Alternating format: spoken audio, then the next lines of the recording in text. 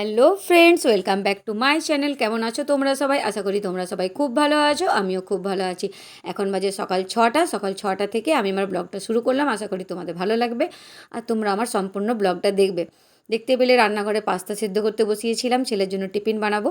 আর এদিকে দুধ হরলিক্সটাও গুলে নিয়েছি আর ছেলেকে উঠিয়ে দিয়েছিলাম। ছেলে একটু পড়লো, পরে ছেলে রেডি হয়ে গেছে ওর মতো। তো ছেলে রেডি হয়ে যাওয়ার পর ছেলে এবার স্কুল চলে যাবে। এখন তো ছেলে অটোতেই যায়, তোমরা জানো এই যে ছেলে যাচ্ছে।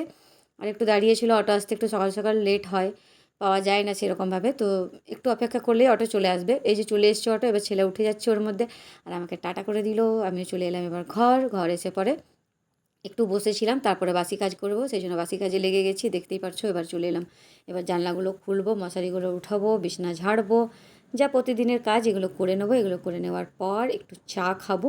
চা খাওয়া হয়নি আমার এখনও, এদিকে দেখতে পাচ্ছ চাটা বসিয়ে দিয়েছি, এবার চা খেয়ে নেবো। দুটো ঘরে বেড ঝেড়ে নিলাম, দুটো ঘরে পরিষ্কার করে নিয়েছি আর চাও খেয়ে নিলাম।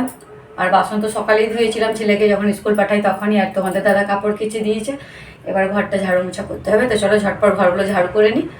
চলো বেশি বক বক না করে ঝটপট ঝাড়ু মোছাটা করে নিই।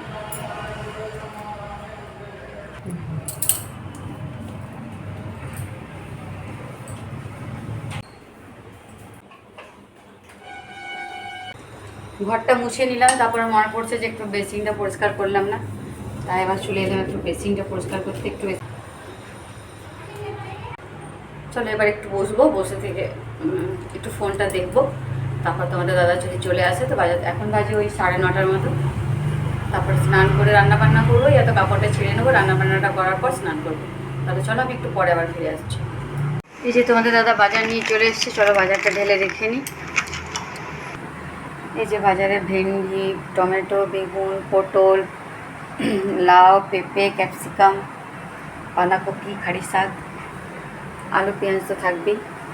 চলো এবার দুধটা গরম করে নেব।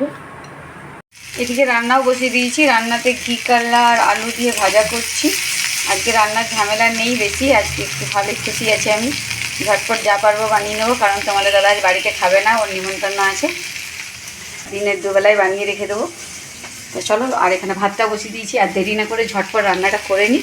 তারপরে বসে বসে ভাবছি কয়েকটা রিলস বানিয়ে নেবো।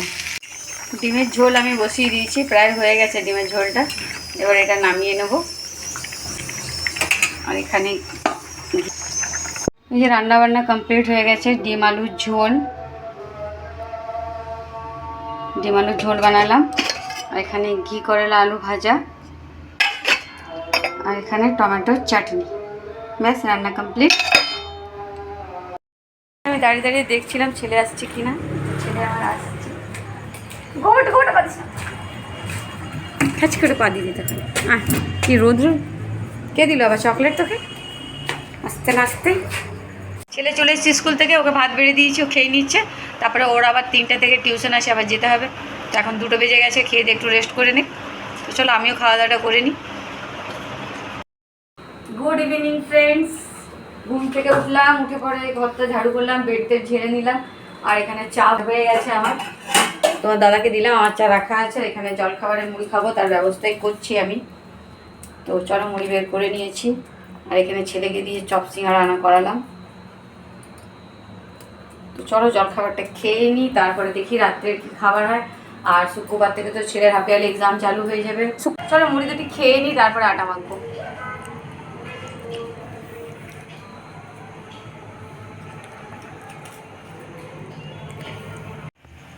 চলো মুড়ি খেয়ে নিলাম, মুড়ি খেয়ে পরে জলখাবারে বাসন ধুয়ে চলে এসেছি সোজা রুটি করতে। অনেকগুলো রুটি হয়ে গেছে, তারপরে মনে পড়লো যে বন্ধুদের সাথে তো শেয়ার করা হয়নি। আর এখানে রাত্রে তরকারি করব না, দিনের সব তরকারি বেঁচে আছে আমার, কারণ তোমাদের দাদা বাড়িতে খায়নি বলেইছি আমি সকালে। তো চলো খালি রুটিটা করলেই হয়ে যাবে।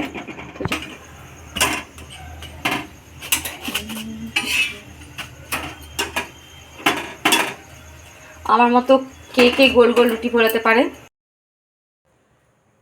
চলো বন্ধুরা, খাওয়া দাওয়া হয়ে গেল, বাসনও ধুয়ে নিলাম, এবার শুয়ে পড়বো। থকে গেছি অনেকটাই। তো চলো আমি ভিডিওটা এখানেই শেষ করছি। যদি তোমাদের আমার ভিডিওটা ভালো লেগে থাকে তো প্লিজ প্লিজ প্লিজ একটা লাইক, কমেন্ট এবং সাবস্ক্রাইব করে দেবে।